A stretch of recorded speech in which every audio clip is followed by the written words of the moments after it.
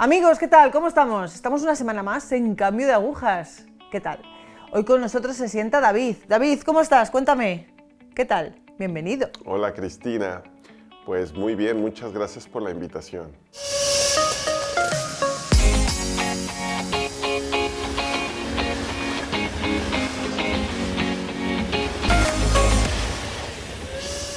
Cuéntanos un poquito de dónde eres, cuántos hermanos tienes, en qué tipo de familia te criaste. Pues soy de la Ciudad de México, de Celaya, Guanajuato. Somos 6 en total, hermanos, yo soy el más chico de los 6. Y pues, ¿cómo fue mi infancia? Pues mira, vengo de un papá que fue alcohólico y drogadicto de cocaína, el cual mi papá, a partir de los 4 años de casado con mi madre, él pues la empezó a golpear. Le tiró los dientes, el tabique de la nariz a golpes, y pues la golpeaba dependiendo, pues no sé, al mes, a los 2 meses, pero normalmente mamá fue una mujer muy golpeada, ¿no? Por mi papá, que era adicto. Posteriormente también golpeaba a mis hermanos, algunos de mis hermanos. Yo vi como a una de mis hermanas la agarró a puñetazos, a golpes en el piso, hasta que se hizo del baño. A uno de mis hermanos, él siendo menor, lo golpeó tan fuerte que pues se empastilló para matarse. Un papá que desgraciadamente pues secuestró también a una jovencita de 12 años, abusó sexualmente de ella 2 días, la embarazó. Un papá que él mismo me platicó que se metió con más de 200 mujeres, le pegó enfermedades venéreas a mi madre, golpeaba a sus amantes, las quería hacer abortar, de hecho a mi mamá la hizo abortar. Ella me comentó que tenía meses de embarazo cuando mi papá le metió una pastilla abortiva y se le vino mi hermano de 3 meses al día siguiente a mi madre, y pues fue muy impactante esto para mi mamá, ¿no? Entonces un padre que nunca me dijo un te amo, un padre que recuerdo que tenía como 12 años e intenté darle un beso para despedirme y dijo que pues no me podía besar, que porque eso solamente hacían los maricones. Me dejó una herida de rechazo tremenda, independientemente del miedo que mi padre me causaba, ¿no? Entonces, para mí era un papá ausente. Por otra parte, mi mamá fue una mamá autoritaria, el cual me llegó a abrir la espalda con cables, me cacheteaba, me desgreñaba, me jalaba de las orejas, me hablaba con malas palabras e insultos. A mí y a todos mis hermanos nos llegaron a golpear. Mamá a otros les rompía palos en la cabeza, etc. Entonces, imagínate la fractura que hubo en mi infancia con un padre violento, adicto, y una mamá neurótica. Mis hermanos, por ende, fueron violentos. Entonces yo vi como uno le dio un machetazo a otro. Entre ellos dos se golpearon hasta casi a desmayarse. Cuando crecieron, de hecho, golpearon a mi padre de una forma tan fuerte y brutal que pues lo desmayaron, ¿no? En mi casa también ha habido abortos por parte de hermanos que han mandado a novias a abortar, hermanas que han abortado, mamá que también abortó, y se han matado aproximadamente 15 niños dentro de la familia. Yo a los 8 años de edad, tengo 8 años cuando mi hermana de 14 años abusa sexualmente de mí. Tengo 9 años de edad cuando jóvenes de 13, 14, 15 años pues abusan sexualmente de mí. Yo tenía 10 años cuando veo a mis papás tener relaciones sexuales, a mis hermanos tener relaciones sexuales. A los 10 años, 11 años yo veía pornografía porque mi papá tenía pornografía y mis hermanos tenían pornografía. Entonces yo ya era un niño sexualizado, debido a que a los 10 años, 11 por mucho, yo ya tenía el problema de la masturbación, de ese problema, y pues obviamente pues el trastorno sexual. Esa prácticamente fue mi infancia, incluyendo que pues yo crecí en el protestantismo, debido a que mi papá me llevaba a los grupos cristianos.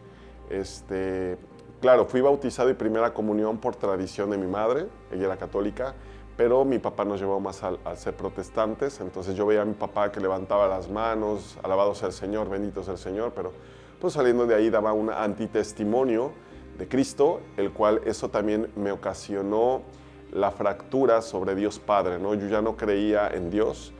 Para mí, yo sentía, ¿y dónde está ese Dios que me está diciendo mi papá, no? Entonces, también eso ocasionó que no me gustara que me hablaran de Dios. Esa fue prácticamente mi infancia. seguramente me digas que es evidente la pregunta que te voy a hacer, pero ¿cómo afecta toda esta situación que has vivido a tu adolescencia?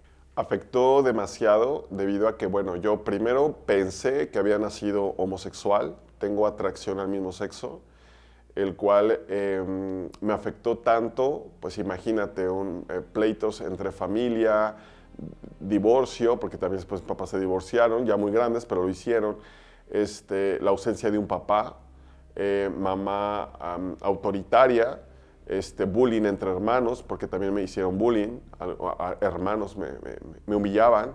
Yo de hecho me dejé de orinar en la cama hasta los 12 años por todo esto que tenía, entonces yo no sabía que habían factores, heridas, traumas de la niñez que me provocaron la atracción al mismo sexo, porque me di cuenta más adelante que uno pues no nace homosexual porque no existe un gen gay, sino que son factores que te provocan esto. Entonces yo entré al ambiente gay, tuve entre 8 o 9 parejas entre los 18 y 33 años. Con una persona duraba 4 años, con otra 3 años, 5 años, 1 año, pero yo no era feliz. Pero también no hay que olvidar que yo ya tenía un trastorno sexual. Entonces, entre las parejas también yo andaba con otros hombres, tenía sexo en diferentes lados, el cual iba a buscar sexo en diferentes lugares como cuartos oscuros, que son lugares donde hay orgías, baños saunas, cines pornográficos y lugares de encuentro. Entonces, yo no podía parar de tener relaciones sexuales. Pero como también las parejas y la relación sexual no me llenaba, dentro de ese caminar, pues también empecé a consumir droga. Entonces empecé a ser adicto a la cocaína, tachas, éxtasis, poppers, marihuana, probé el ácido y posteriormente también me hice alcohólico. Entonces era de acabarme una botella un fin de semana. Obviamente dentro de esta área pues yo estaba en las marchas gays, playas gays, hoteles gays, tenía más de 70 amigos en diferentes partes con los cuales yo me juntaba dentro del ambiente, el cual pues yo veía que un amigo murió de VIH, otro tiene VIH, otro gonorrea, otro papiloma, y yo te soy sincero, con o sin preservativo yo de todos modos no podía parar. Entonces, por esto yo lo menciono, quiero que entiendan que lo que yo tenía una enfermedad, ¿no? De alcohol, de droga, que pues viene siendo lo mismo, de codependencia y de trastorno sexual, que una puerta me fue llevando a otra y a otra. Y esto, bueno, puede pasar tanto a un homosexual como a un heterosexual, a cualquiera, pero esta es parte de mi testimonio. Entonces, imagínate, todo esto, ¿tú crees que no es causante de la falta de amor de un papá y una mamá? Posteriormente jugué 1 año y medio Ouija, lectura de cartas, iba con brujas, creí la ley de la atracción, era supersticioso, estuve a punto de entrar también al yoga. Entonces yo estaba pues metido en el colectivo, en ocultismo y también en la nueva era. Entonces todo esto por supuesto que afectó en mi edad adulta. Vale, metido en todo esto, ¿eras feliz? Quiero decir, en algún momento, no sé, se da una crisis en ti y dices, ¿qué estoy haciendo con mi vida? Al principio, bueno, te comento, la palabra gay significa alegre. Entonces, de alegre no tiene nada. Al principio, no te voy a mentir, mentiría si diría que no era agradable. Diría el Evangelio, el demonio se disfraza como ángel de luz. Al principio es muy grato, porque la droga, pues no te puedo decir, híjole, no me gustó. El placer sexual no me gustó. O sea, los pecados de la carne, pues yo los disfruté bastante, pero llegó un momento en que yo no sabía que esto me iba a pasar una factura. ¿Cuál es esa factura? La depresión, la tristeza, la ansiedad, la paranoia, el nerviosismo, la soledad, hasta pensamientos de no querer vivir, no encontrarle sentido a tu vida. Yo me hice iracundo, yo era muy enojón, de cualquier forma me irritaba, de cualquier cosa me irritaba. Entonces, ahí hay las facturas. Es más, con el simple hecho de que tú te estés drogando, que tú te estés alcoholizando, son síntomas de vacío. Entonces, claro que yo pensé que esto era la felicidad, hasta el final que pues llega el momento en que uno toca fondo con el tiempo, porque no fue de la noche a la mañana. Entonces, sí llegó un momento en que pues yo descubrí que no era feliz. Vale, tocas fondo y ¿cómo entra Dios en tu vida? Pues esto fue, creo que es lo más maravilloso que me pude haber pasado, porque había un amigo que me empezaba a hablar de Dios, no diario, era un chavo que también tiene atracción al mismo sexo, y se me hacía curioso que un chico homosexual me hablara de Dios. Entonces, pues como me caía bien, lo escuchaba y hay algo muy curioso, como que Dios deja ahí la semilla, ¿sabes? Entonces, recuerdo que llevamos 4 años de amistad, de ser amigos, y recuerdo que él, del 4.º año de amistad al 5.º año de amistad, él lo que hizo fue orar por mí, para que yo tuviera un encuentro con Cristo. Él era católico. Entonces, él al 5.º año me dijo, oye, quiero que vayas a un retiro, pero es católico. Entonces, yo no quería ir.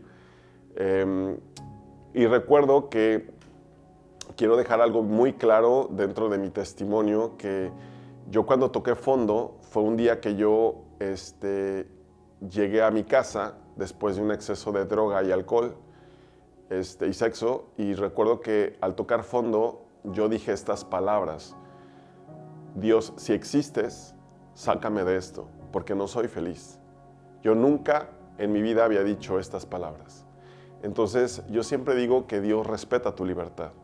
Él está esperando a que tú lo invites. Entonces, esa oración es muy escuchada, porque yo me derroté ante Dios. Y bueno, ya regresándome nuevamente al punto que había dicho, es que este chico que me hablaba de Dios, que se me hacía muy curioso, pues resulta que me invita al retiro católico. Y pues me animé a ir por curiosidad. No creas que iba al retiro para así de, wow, tengo ganas de tener un encuentro con Dios. No, yo dije, bueno, vamos a ver qué pasa. Recuerdo que ese día no fui a ningún antro, no fui con amigos, y decidí ir al retiro. Eran 3 días. Entonces el primer día del retiro, te soy sincero, sí me quería ir, porque me hablaban de los sacramentos y yo no entendía absolutamente nada, se me hizo muy aburrido. Pero al día siguiente del retiro, sí te puedo decir, los predicadores laicos que estaban tan entregados a Dios, porque para que un predicador tocara mi corazón era muy difícil. Y recuerdo la cita bíblica donde Pedro, después de recibir el Espíritu Santo, en su primer plática convirtió a más de 3.000 o 5.000 personas. Y así eran esos predicadores. Ellos me hablaron del amor de Dios, pero también me hablaron de la misericordia y del pecado. Entonces yo empecé a ver cómo estaba yo a los ojos de Dios. Me sentía amado, sí, pero también empiezo a ver cómo yo lo había ofendido, ¿no? Con esas predicaciones. Entonces ellos empezaron a sensibilizar mi corazón, pero mi verdadera conversión fue ese día a las 8 de la noche, ese mismo día del retiro. ¿Pero qué pasó ese día a las 8 de la noche? Exactamente a las 8 de la noche es cuando el Padre tiene la custodia con el Santísimo, apaga las luces y la gente se empieza a hincar. Entonces yo no entendía por qué la gente se ponía de rodillas. Luego la gente levantaba las manos también y yo, pues bueno, lo hice porque pues ellos lo hacían, pero yo pensé que era una dinámica. Entonces yo dije, ¿qué es esa bolita blanca que viene caminando, ¿no? O sea, ¿por qué la tienen? Yo sin saber que Jesús estaba realmente presente ahí. Entonces, cuando nuestro Señor Jesucristo pasa exactamente al lado de mí, en ese momento, por primera vez en mi vida, sentí que alguien me amaba. El amor que no me dio papá, mamá, hermanos, lo que tú quieras. En ese momento sentí un amor tan sobrenatural. Intenté al principio buscar la lógica, pero Dios, siendo omnipotente, en ese momento me hizo ver que era Él, que era Jesús, que era real, y sentí una voz interior, no sé cómo explicarlo, porque fue hace 10 años esto, pero como una voz que me dijo, hijo, te amo, bienvenido a casa, pequeñito, te estaba esperando. Entendí la parábola del hijo pródigo, entendí la parábola de la oveja perdida, y me di cuenta que donde abundó el pecado sobreabundó la gracia, porque nunca escuché la voz de Jesús que me dijo, prostituto, transvesti, homosexual, porque bueno, también me vestía de mujer y de baixo transvestis, pero Él nunca me juzgó, Él jamás me señaló, Él solamente me estaba diciendo, te amo pequeño.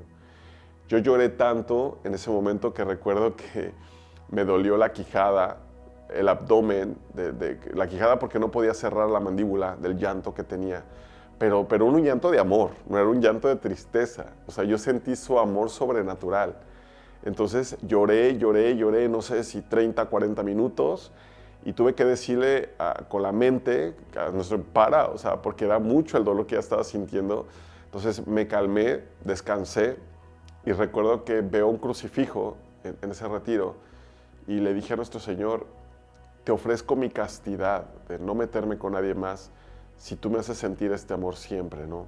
Yo sé que con Dios no se negocia, pero la verdad es que era tan bonito el amor que sentí que pues le pedí eso, ¿no? Recuerdo que yo tenía, pues imagínate, desde mi primera comunión que yo no me confesaba. Entonces ahí hizo mi primer estudio de conciencia. Yo creo que llené como 20 hojas de los dos lados. Y como habían sacerdotes, pues yo me confieso con ellos y pues al confesarme, cuando me da la absolución, se me quitó un peso de encima. O sea, fue algo maravilloso la reconciliación, porque lo primero que tuve fue un encuentro, pero en ese momento ya me había reconciliado, entonces estaba completamente limpio. Y claro, después salieron más pecados que Dios me fue acordando, por supuesto. Yo le hice dos preguntas en ese momento a nuestro Señor, entre lágrimas. Lo primero que le dije es, ¿dónde estabas cuando me violaron? ¿Y dónde estabas cuando mi padre golpeó a mi madre? Y recuerdo que pues simplemente lo entendí. O sea, entendí cómo el Señor simplemente me lo dijo. O sea, yo siempre estuve ahí. Y a mí me dolió lo que te hicieron, porque soy tu padre, porque yo te creé. Pero entendí que Dios respeta la libertad de las personas. Así como yo también le hice daño a otras personas. Entonces Dios no tenía nada que ver con la maldad de lo que me había pasado. Pero lo que sí podía hacer Jesús era sanar cada fibra de mi corazón, el cual lo ha hecho y lo sigue haciendo. Y de mi papá simplemente me hizo ver como una película de mi padre, que pues era algo que yo ya sabía, pero me lo hizo entender mejor. Que mi papá fue un niño de la calle, que boleaba zapatos, que vendía chicles, que tuvo un papá alcohólico, que no le daba de comer a su madre, que golpeaba a su madre, que tuvo amantes, que lo atropellaron y se quedó sin papá, que mi abuela no le daba nada de comer. O sea, detrás de mi papá también habían heridas. Entonces yo no entendía, porque yo juzgaba a mi papá, pero ¿por qué lo iba a juzgar cuando él tampoco tuvo amor? Aprendí a perdonar poniéndome los zapatos de la persona que también había sido lastimada. Por eso Jesús dice, antes de que le saque la paja del ojo a tu hermano, primero quítate la viga de tu ojo, hipócrita, porque con la vara que midas serás medido. Y entendí que yo quién era para juzgar a mi padre, cuando él tampoco tuvo amor. De hecho, saliendo del retiro, lo que yo hice, pues primero pasó mi expareja por mí, con el cual llevaba ya pues bastantes años. Y recuerdo que cuando pasa me dijo, ¿cómo te fue, no? Y le dije, pues ya te terminé. Y me dijo, ¿cómo que me terminaste? Pues, ¿qué te dijeron ahí? Pues si tú y yo vivimos juntos, ¿no? Y le dije, mira, lo que pasa es que el amor que tú no me diste, ni los otros 8 hombres con los que han dado, Dios me lo dio en 1 hora. Y yo esto ya no lo voy a cambiar. Entonces, automáticamente se sorprendió. Y yo, la verdad, fui libre. Fui libre. La castidad ha sido el don más maravilloso y hermoso porque me ha restaurado en todos mis aspectos y me ha dado la paz que jamás había tenido, porque la castidad es el don más grande. Hay un control de dominio de ti mismo. Puedes ver a un ser humano como un hijo de Cristo y no como un pedazo de carne. Entonces, a mí la castidad me ha enseñado a amar con pureza, porque solamente a través del orden, solamente a través de estar en gracia, puedes aprender a amar de verdad. Y eso yo no lo sabía.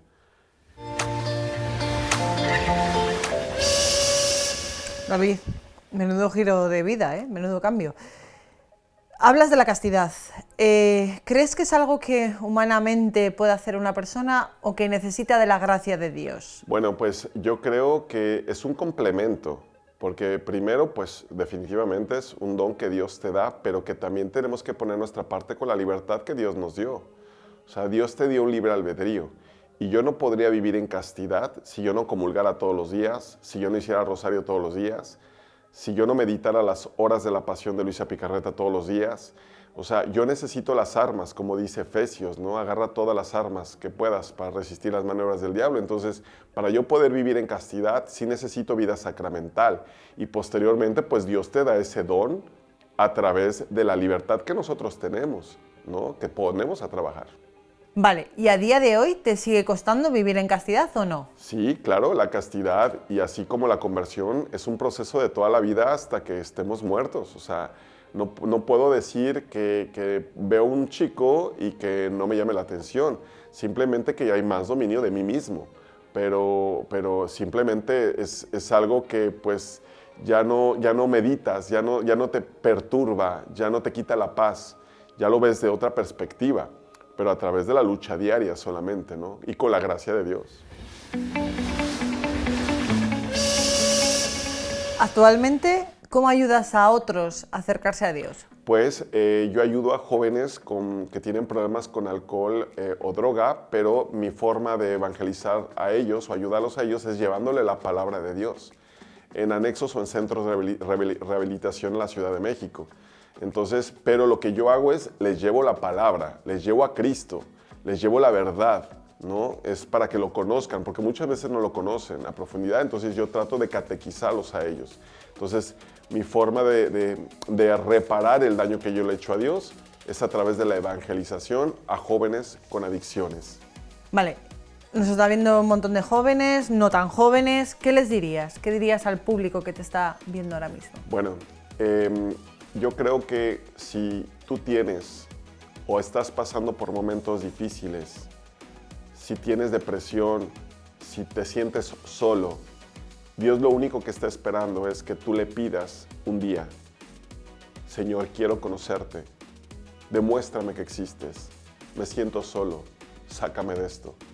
Y créeme que Él, porque te ama tanto, va a buscar el lugar, el momento y la circunstancia para que tengas un encuentro con Él y te pueda sanar, te pueda liberar y pueda ser feliz unido a la cruz de Él. Entonces, creo que la clave más importante para los que van empezando es pedir que quieren tener un encuentro con Él.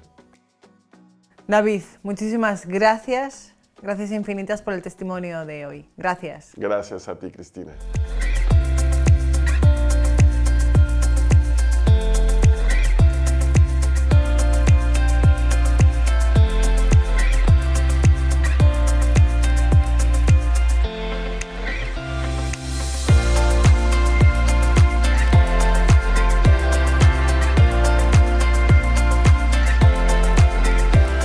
Amigos, pues aquí lo veis, aquí veis la misericordia del Padre. Qué bonito es volver al Padre siempre, hayamos hecho lo que sea, X, y que el Padre esté ahí para recibir nuestros brazos abiertos. Gracias por estar hoy aquí con nosotros.